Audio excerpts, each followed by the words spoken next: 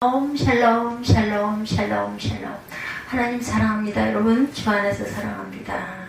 역대기 1장 말씀 우리 함께 보십니다. 사무엘상 1장에는 아담과 야곱까지 계보가 나열되어 있어요. 전반부와 후반부로 나누어서 나열되고 있는 계보는 창세기를 기초로 한 것이죠. 역대기, 역대상하, 역대기는 바벨론 포로 생활에서 돌아온 어려운 시련을 겪어서 낙심한 이스라엘 백성에게 지난 세월 하나님께서 선민회가 베푸셨던 일들을 회고하기 위해서 쓰여졌습니다. 그리고 더 나아가 그들을 격려하고 잃어버렸던 신앙을 회복하기 위한 목적이 있었어요. 홍수 이전의 족보, 아담과 셋과 에노스 이렇게 해서 나오죠. 아담, 셋, 에노스 1절에 이스마엘의 족보가 아담으로부터 시작되는 것은 이스라엘 자손이 아담의 후손으로 하나님의 백성이라는 긍지를 말하려는 것입니다. 아담이란 말은 흙에서 유래되었죠. 그래서 사람 피조물이라는 뜻을 갖고 있어요. 아담이라는 말 잘 아시겠지만 셋은 아담의 셋째 아들이지만 장자의 직분을 이어받았습니다. 아주 기억하기 쉽지 않아요. 우리말로 셋째 아들. 이거는 잊어버리지 않을 수 있을 것 같아요. 그리고 장자의 직분을 이어받았다. 그는 야훼를 섬기는 자의 시조가 되었어요. 그 자손이 이어져 그리스도가 탄생하고 에노스는 아담의 손자로 에노스 때 비로소 사람들이 야훼의 이름을 불렀다고 합니다. 기억해야 할 부분들이죠. 셋은 아담의 셋째 아들이지만 장자의 직분을 이어받았다. 그는 야훼를 섬기는 자의 시조가 되었고 그 자손이 이어져서 누가? 그리스도가 탄생하고 에노스는 아담의 손자로 에노스 때 비로소 사람들이 야훼의 이름을 불렀어요.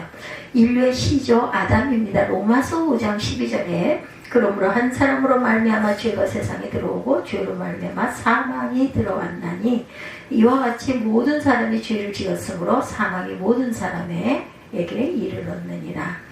아벨을 대신해서 하나님이 주신 아들 셋이에요. 그죠?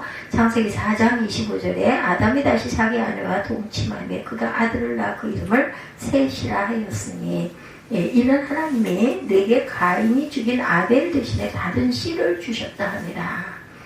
가인이 아벨을 죽여가지고 대신해 주었어요. 그래서 셋입니다. 셋. 에녹과 무두셀라 라멕 3절에 이렇게 나오죠.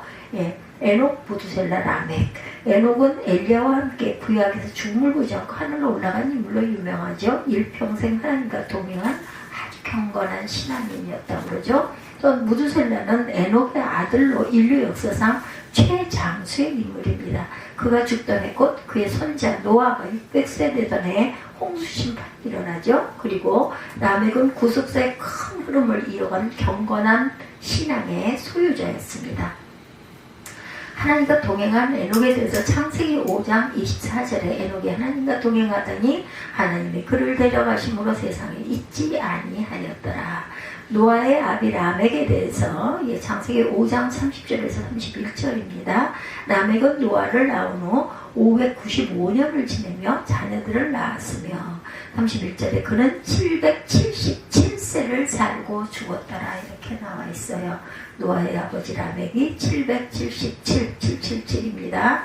노아와 그의 아들 세 아들에 대해서 4절에 노아, 셈, 함과 야벳은 조상들이라 이렇게 얘기하죠. 노아는 세상의 죄악이 극에 달했던 시대에 유일한 의인이었다고 하죠. 아울러 노아는 당시 사람들에게 하나님의 의를 선포했던 선포자로서 하나님의 심판으로 세상의 대홍수를 겪게 될 때 구원받은 자이기도 합니다. 그래서 노아를 통해 구속사의 줄기는 끊어지지 않고 내려가게 되죠. 노아를 통하여 이어진 구속사의 줄기는 이 세 아들을 통하여 전달되는데 노아의 아들은 셈과 함과 야벳이다. 노아의 장자 셈입니다. 창세기 5장 32절에 노아는 500세 된 후에 셈과 함과 야벳을 낳았더라. 몇 세? 500세에 낳았다고 그러죠. 노아의 저주를 받은 자는 창세기 9장 25절에 이에 이르러 가나안은 저주를 받아 그의 형제의 종들이 종이 되기를 원하노라 이렇게 나타나고 있어요. 가나안은 저주를 받아 그의 형제의 종들의 종이 되기를 원하노라. 노아의 후손들 야벳과 그 자손들입니다. 야벳은 노아의 셋째 아들로 아리안족의 원조가 됩니다. 야벳의 아들로는 고멜, 마곡, 마덱, 야완, 두발, 메섹, 기라스 등이 있었어요. 이 야벳의 후손들은 주로 소아시아 일대와 지중해 연안 유럽 각지에 흩어져 살죠. 이들은 오늘날 백인의 조상이 되어서 창성의 축복을 받았어요. 노아의 아들 중 하나가 소개가 됩니다. 창세기 6장 9절에서 10절에 이것이 노아의 족본이라. 노아는 의인요 당대의 완전한 자라. 그는 하나님과 동행하였으며 세 아들을 낳았으니 누구예요? 셈과 함과 야벳이더라. 이렇게 말하고 있어요. 셈과 함과 야벳이더라.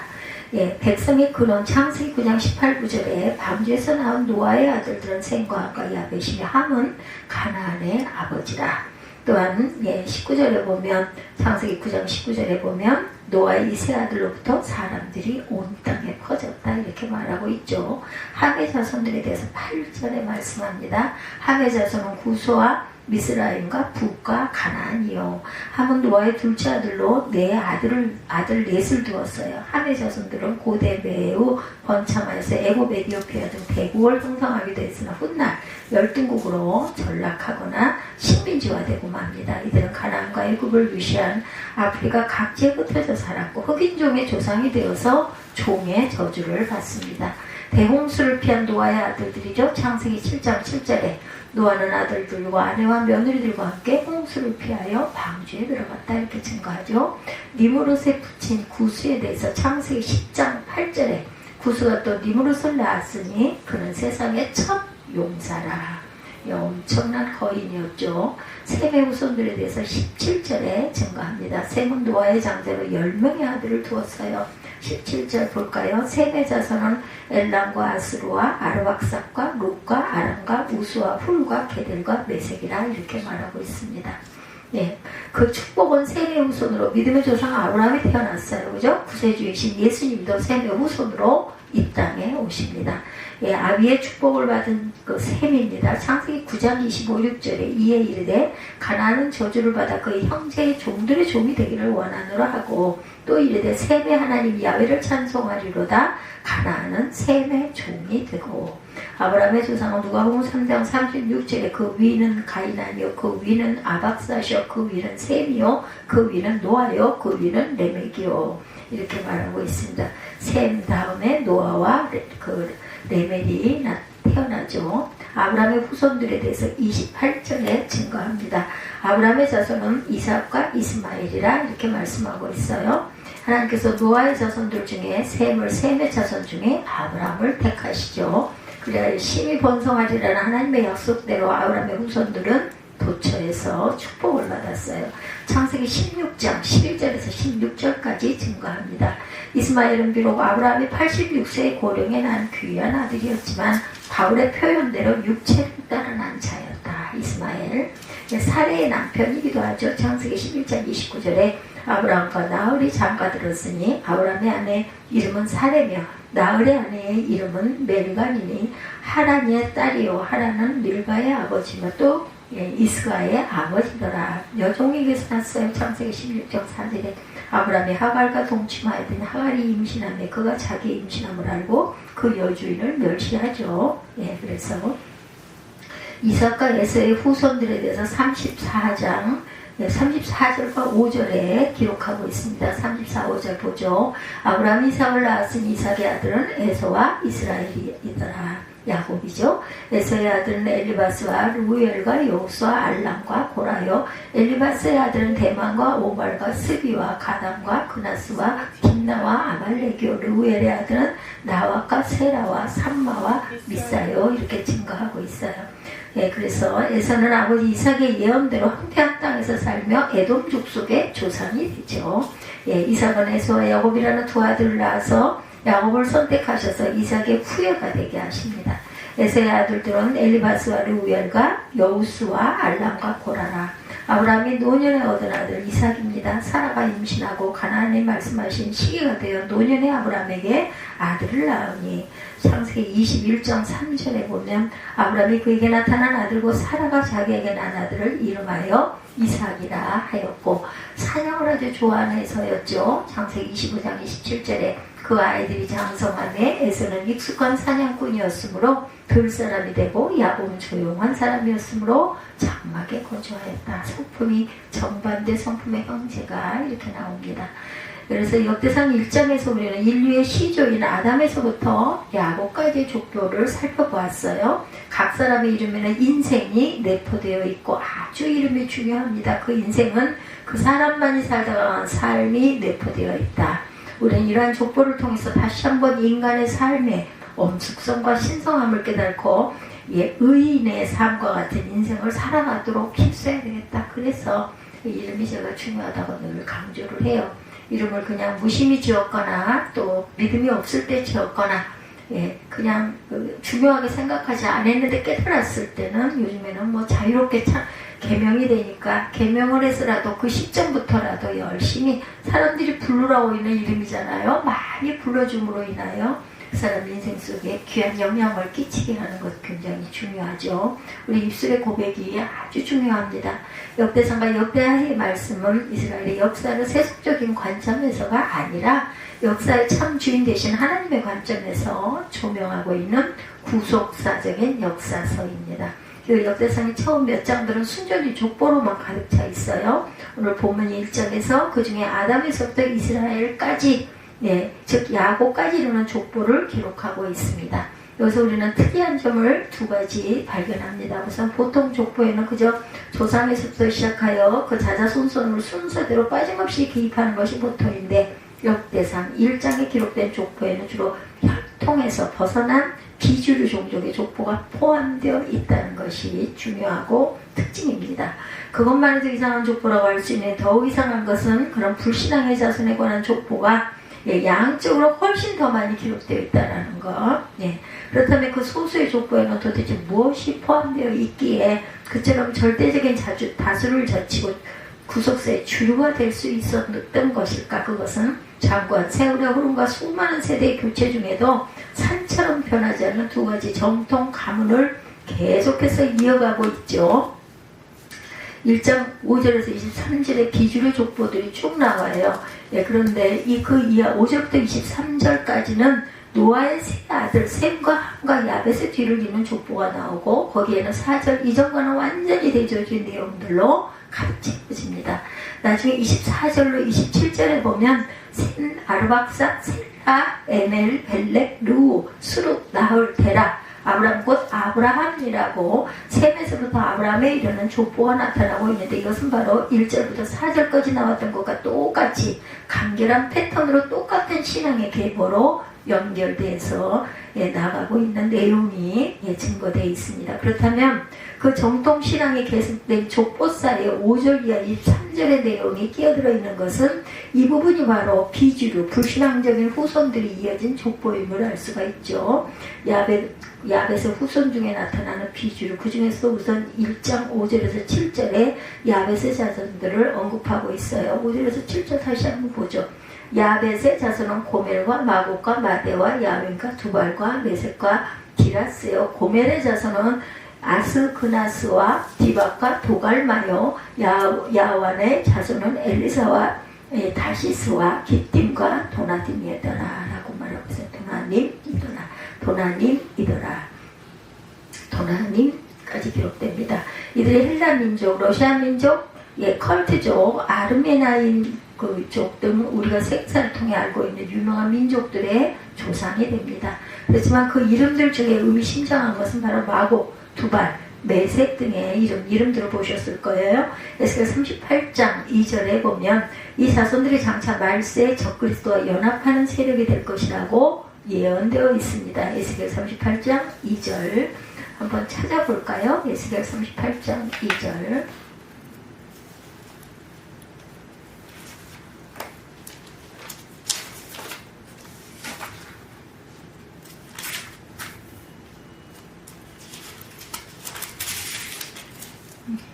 봅니다.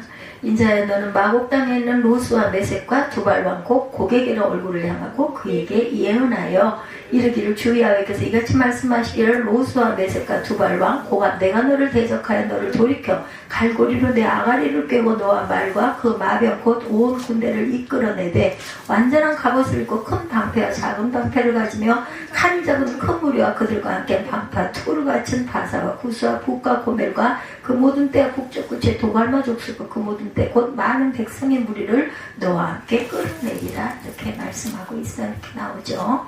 예, 그래서 노아까지 두말할 것도 없고 야벳 역시 신앙의 인물이었지만 어때요? 그 자손에 가서는 이처럼 오히려 하나님의 원수들로 나타나는 비극이 발생하고 있다는 것. 세속적으로 힘을 떨친 함의 자손들입니다. 1장 8절이야 16절에는 노아의 또 다른 아들 함의 자손들이 기록되어 있죠. 8절부터 16절. 함의 자손은 구스와 마스라임과 북과 가나안이요 구스의 자손은 스바와 하윌라와 삽다와 라하마와 삽드가요. 라하마의 자손은 스바와 드다며 구스가 또 니므롯을 낳았으니 니므롯 아주 뭐죠?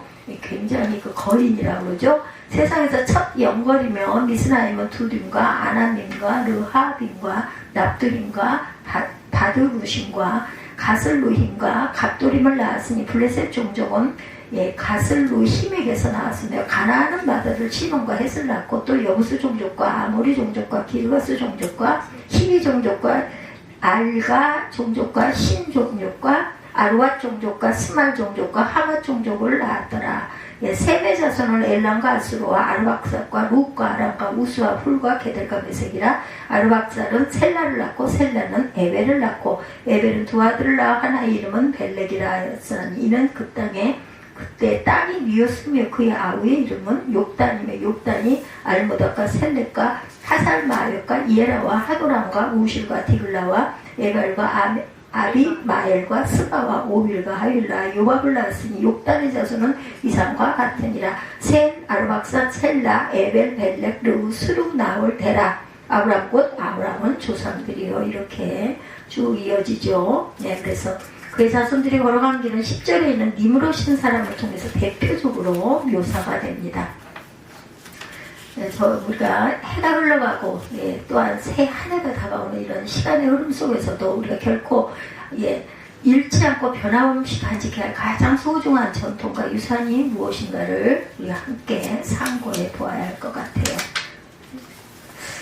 6장이 거꾸로 나와 있네요.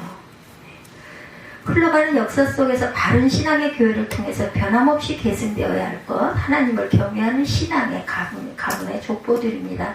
역대상 1장 이하 23절에 이르는 족보에 우리가 계속 읽어봤어요. 그 중에 1절부터 4절에 보면 아담, 셋, 에노스, 게난, 마할랄렛, 야렛, 3절에 에녹, 무두셀라, 4절에 라멕, 노아, 셈, 함, 야벳이라고 간결하게 기록되어 있죠. 여기서 아담의 대를 잇는 아들로 셋의 이름만 나와 있지만 우리가 잘 알듯이 아담에게는 가인과 아벨이라는 두 아들이 먼저 있었어요. 그죠?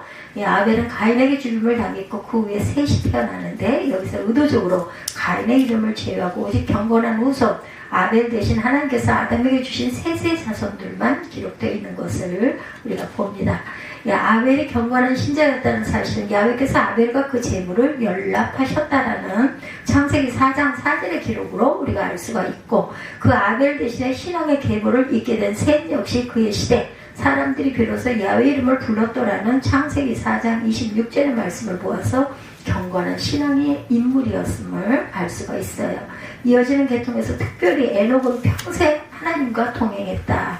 하나님 그를 데려가심으로 세상에 있지 않다고 창세기 5장 24절에 증거하죠.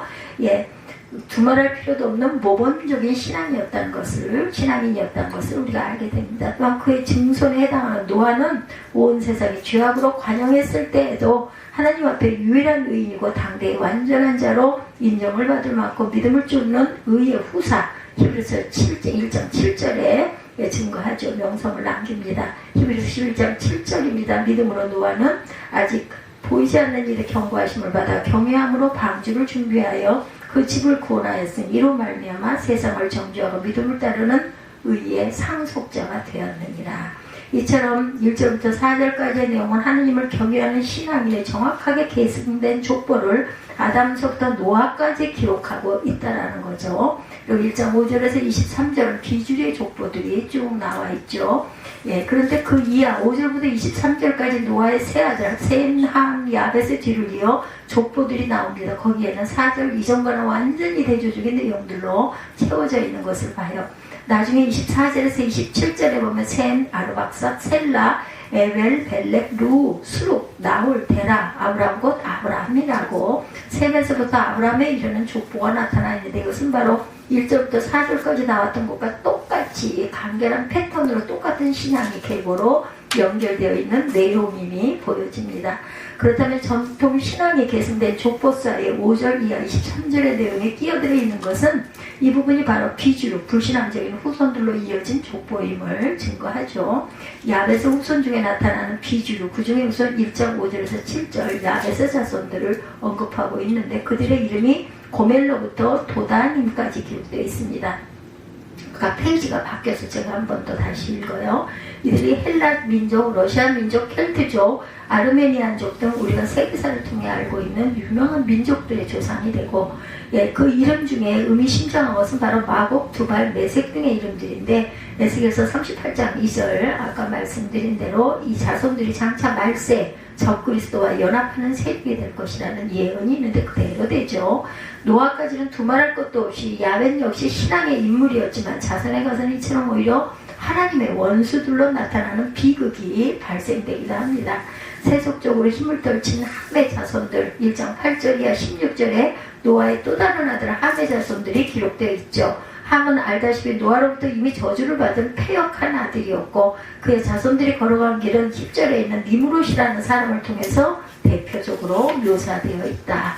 10절에 니무롯을 가리켜 세상에 처음 영걸한 자라고 특별히 수식어를 붙이고 있는데 이 영걸한 자란 개인적으로 대단한 용맹을 떨치거나 큰 권력을 잡은 자라는 것을 가리킵니다.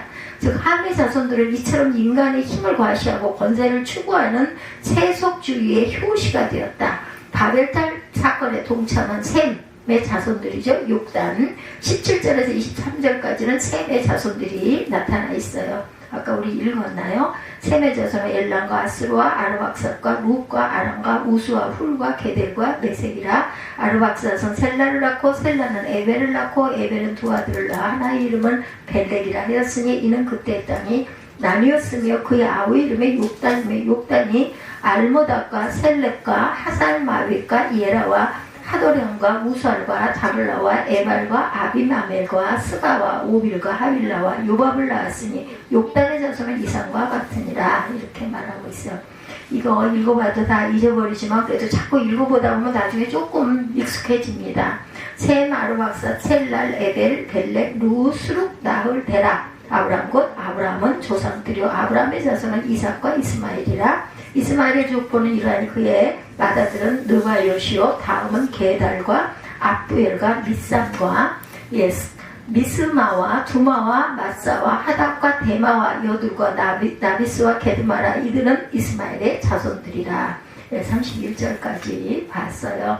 아브라함의 소실 그두라가 낳은 자손은 시므람과 욕삼과 무담과 미디안과 아스박과 수아요. 욕삼의 자손은 스바와 드단이요 미디안의 자손은 에바와 에벨과 한옥과 아비다와 엘다이니. 이들은 모두 구두라의 자손들이라. 아브라함이 이삭을 낳았은 이삭의 아들은 에서와 이스라엘이더라. 34절에 이렇게 얘기하고 있죠. 그래서 보면 바벨탑 사건에 동참했던 셈의 자손들 17절에서 23절까지 읽었어요. 셈은 아까 잠시 설명한 것처럼 노아이들 중에 아브라함까지 직접 이어지는 경건한 계보에 속한 자다. 그렇지만 그 셈의 족보에도 아주 중대한 문제가 나타나죠. 1장 19절 하반절에 갑자기 격가지가 튀어나옵니다. 에벨은 두 아들을 낳아 하나 이름은 벨렉이라 하였으니 이는 그때 땅이 나누었으며 그 아우 이름은 욕단이며 라는 기록이 나오면서 그 이하 20절부터 23절까지는 욕단의 아들들의 이름이 기록돼요. 왜 여기서 나중에 아브라함까지 이어질 그 장자인 벨렉의 계보는 잠시 사라지고 그것과는 아무 관계도 없는 벨렉의 동생 욕단의 족보가 등장하고 있는 것일까? 그것은 이 시점에 와서 셈의 후손 가운데서도 신앙 계승에 큰 이상이 발생했음을 보여주기 위함입니다. 19절 중간에 그때 땀이 나뉘었다라는 구절이 나오고 있죠. 예, 두 아들 낳아 하나 이름은 벨렉이라 하였으니 이는 그때 땀이 나뉘었으며 그의 아우의 이름은 욕단이며 이렇게 말하고 있어요.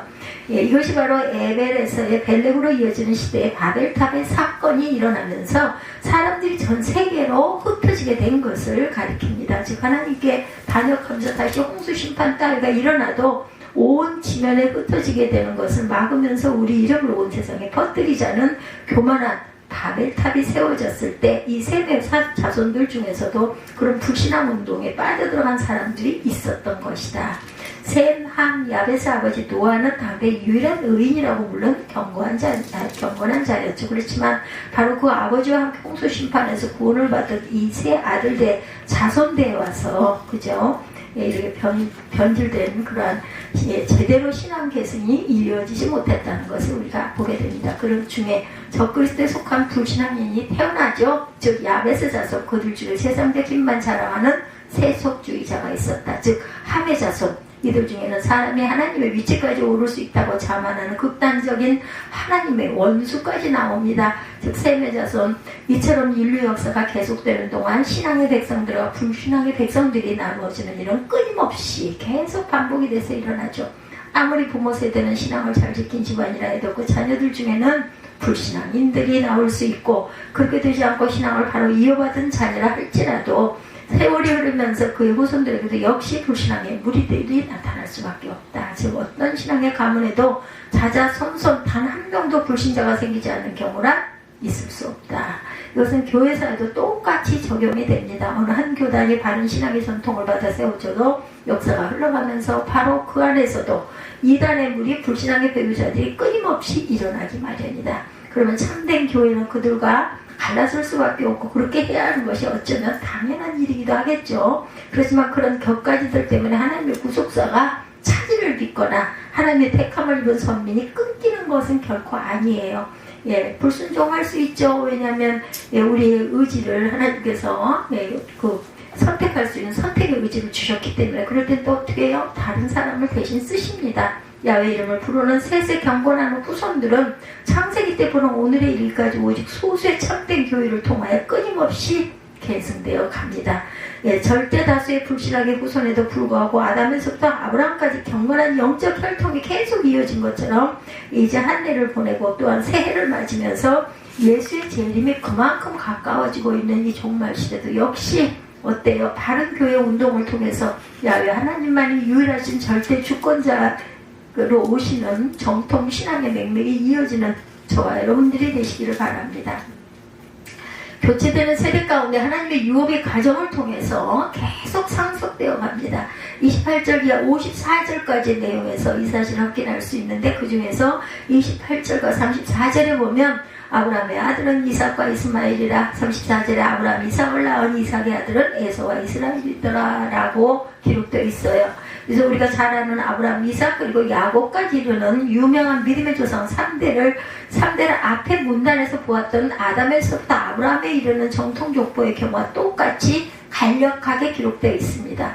그에 비해서 이들과 같은 집안에서 태어난 동시대를 살았던 이스마엘과 에서의 후손으로 이어지는 족보 28절에서 54절까지의 긴 문단의 나머지 27절들을 가득 메우고 있는 그것은 아브라함에서 야곱까지는 3대에 걸쳐 성취된 것들, 세상적으로만 따져본다면 아무것도 없었던 것이나 다름이 없어요. 내가 너로 큰 민족이 되게 하리라는 이 말씀 하나만 믿고 하나님께서 지시하신 땅 가나안으로 들어오는 아브라함은 자신의 평생에 걸쳐 큰 민족과 큰 땅은커녕 겨우 아들 하나를 남기고 바탕 떼기에 장지만 마련했고 끝이 납니다. 그것은 이삭의 세대에도 별 변화가 없었고 야곱 역시 말년에는 오히려 애굽으로 내려가 객지에서 타향살이를 하죠. 그렇지만 그런 와중에 그 3대에 걸쳐 계속 유산된 아주 중요한 것 딱 한 가지, 그것은 하나님께서 아브라함에게 내려주셨던 언약이라는 것입니다. 장차 이스라엘의 자손이 하늘의 별과 바다의 모래와 같은 민족을 이루고 눈에 보이는 동서남북의 모든 땅을 차지하게 될 것이라는 그 약속 하나를 아브라함은 이삭에게, 이삭은 야곱에게 유일한 유산으로 남겨놓은 것, 아무것도 이룬 것은 없는데 어쨌든 말씀은 이어져가죠. 그리고 야곱 역시 죽기 전에 자기 아들 요셉과 그의 형제들에게 바로 그 하나님의 약속을 되새겨주면서 자신의 나그네 인생 여로를 마치게 됩니다. 그에 비해서 오히려 서자 출신의 자손들은 크게 출세하고 성공한 인생을 살게 되죠. 이스마엘 창세기 17장 20절에 그로 크게 번성케 할지라 그가 12방백을 낳으리니 내가 그로 큰 나라가 되게 하려니와 라고 하나님께서 예언해 주셨던 그런 사람. 예, 본문 29절에 31절에 기록된 12아들이 바로 그 말씀대로 12방백이 될 정도로 그의 후손들은 크게 출세하고 세력을 확장한 거 맞아요. 아브라함의 첫 그드라와 낳은 자손들 또한 32절과 33절에 기록되어 있는데 이들 역시 아라비아 지역을 차지하면서 번창해 나갑니다. 정작 정통 혈통인 이상은 우물 하나도 차지하지 못하고 이리저리 쫓겨다니는 신세를 면치 못하고 있을 동안에 비주류 후손들은 그야말로 세계가 좁다 하면서 팽창 일로를 치닫고 있었던 거예요. 이삭의 아들 야곱 세대에도 그런 현상과 마찬가지 35절에서 37절까지의 본문에 에세의 자손들의 이름이 기록되고 있고 그 뒤를 이은 38절에서 42절에는 당시 세일산에 살고 있던 호리 족속이라 불리던 원주민들의 족보가 첨부되어 있습니다. 이들을 나란히 기록한 것은 에세가 바로 세일산으로 가서 그 지역의 강력한 원주민들을 쳐부수고 그들과 혈통적으로 동화해서 함께 에돔 족속을 이루었기 때문이다. 이어지는 43절에 54절까지는 그 에서가 세운 에돔이라는 나라 일찍부터 왕정 체제가 설립되었음을 기록하는 내용이에요. 43절에 이스라엘 자손을 치게하는 왕이 있기 전에 에돔 땅을 다스리는 왕들이 이러하니라고 하면서 그 이하에 에돔의 왕들과 족장들의 이름을 나열하고 있어요. 여기 이스라엘 자손을 치게하는 왕이 있기 전에라는 문구가 아주 의미심장합니다. 즉 에돔의 왕정은 이스라엘의 첫왕 사울이 세워졌을 때보다 훨씬 더 오래전부터 이미 존재해 왔다는 사실을 강조하고 있다. 왕정의 체계가 갖추어졌다는 것은 그만큼 국력이 강하고 조직과 기강이 잘 잡혀있는 정치적으로 발달된 나라임을 의미하죠. 에서의 자손이 이룬 에돔이라는 나라가 이런 점에서는 야곱의 자손 이스라엘보다 훨씬 더 앞서 있었던 것이에요. 이처럼 아브라함의 정통 계보를 잇는 집안에서는 겨우 몇십 명 정도의 가소를 거느리는 족장으로 평생을 사는 정도에서 끝났고 야곱 때에 가서는 다른 나라에 빌붙고 사는 처지가 됩니다. 이게 그죠? 애굽에서 그 자손들은 아예 애굽에서 바로의 종으로 전락해버리기도 합니다. 그렇지만 그러는 동안 서자의 후손 에돔은 이미 강력한 왕이 다스리는 독립국가를 건설해가고 있었다. 대조적인 가문이죠. 정말 악한 자가 오히려 더 득세합니다. 불신앙의 자손들이 세상에서 출세하고 권력을 잡고 다른 나라를 점령하기도 하고 일국의 통치자들이 되어가고 있는 판에 명색 믿음의 조상이라는 집안은 사실 땅 하나 변변히 자리 잡지 못하고 국가 건설은커녕 남의 나라에서 더부살이 신세를 면치 못하는 그런 처지였다. 그냥 세상적 관점에서만 본다면 아브라함의 정통 가문이 이스마엘과 에서의 자손에 비해 너무나 못나고 약하고 보잘것없는 모습으로 살고 있는 거예요. 오늘날 모습하고도 많이 닮지 않았어요. 그죠? 하지만 결국에 가서는 결코 그렇게 되지 않는다라는 것. 왜냐하면 아브라함의 적자 후손을 통해서는 즉 정통 혈통을 통해서는 세상에서 성공하고 출세하는 유산보다 1000배, 100배, 만배, 1000배 귀중한 유산이 전해져 가고 있기 때문이다. 그것이 바로 하나님께서 이스마엘이 아닌 이삭에게만, 에서가 아닌 오직 야곱에게만 주신 축복의 약속이었다는 것. 그들이 장차 이루게 될 큰 민족과 나라에 대한 하나님의 약속이 세대가 바뀌며 겉보기에는 별로 나아지는 것이 없어 보이는 가운데도 이들을 통하여 꾸준히 후손에게 전해져 내려가고 있고 그 약속은 결국 가나안 종복과 이스라엘 건국이라는 엄청난 축복으로 실현됨을 받고 맙니다. 여러분의 가정에는 과연 어떤 유업이 자녀들에게 전해지고 있습니까? 결코 이스마엘과 에서의 그 유업을 사모하지 말기 바라는 것. 내 자식이 나보다 더 머리가 좋아서 좋은 대학교에 입학했다고, 나는 고생했지만 내 아들들은 역대 연봉을 받는 좋은 직장에 취직되었다고, 나는 총구석에서 태어났지만 내 자녀와 손주들은 남들이 부러워할 만한 사회적 지위에 오르게 되었다고만 해서 우리 가문이 복을 받았다고 절대로 착각해서는 안 된다. 하나님의 약속, 이것을 전해주고 물려받지 못하면 그 가문에서 사실상 빈 껍데기 상속만 이루어지고 있을 뿐이라는 것. 오직 의인의 자손, 선인의 후손에게만 주시기로 약속된 금세의 축복과 내세의 소망, 이것이 유업으로 전해지지 않으면 그런 집안이란 저 천국에서는 문자 그대로 이상가족이 될 수밖에 없습니다. 그런 신앙의 유업을 물려받은 우리 형제들과 우리 집안은 아무리 감사해도 다 알 수 없는 세상에서 가장 귀한 이미 넘치도록 누리고 있는 축복의 가문이라고 자부해도 좋다.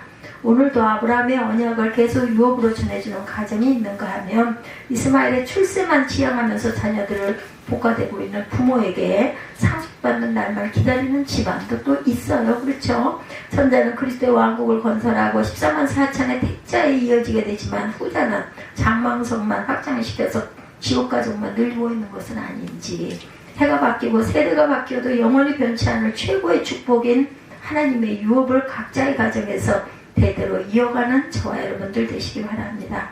아무리 역사가 흘러가고 시대가 변화되어도 유일하신 야훼만을 참 하나님으로 경건히 섬기는 바른 신앙을 계승하는 교회, 아무리 세대가 교체되고 환경이 바뀌어도 하나님의 언약이라는 가장 귀한 유업만을 나와 내 자녀와 내 후손을 통해서 계속 전수하는 가정, 바로 이것이 역대상 1장에 기록된 수많은 이름들 중에 오직 몇 명의 신앙인들과 그 가문만 누렸던 축복이었다라는 것, 절대 다수의 가인의 자손들이 불신앙으로 온 세상에 퍼뜨리고 세속적 성공을 자랑하면서 기세를 올리는 가운데 아담으로부터 야곱 즉 이스라엘에 이르는 소수의 신앙 선조들은 구원에 이르는 바른 신앙과 금세뿐 아니라 내세까지 미치는 영원한 유업을 대대로 자자손손까지 전해주고 있었다라는 것을 잊지 마십시다.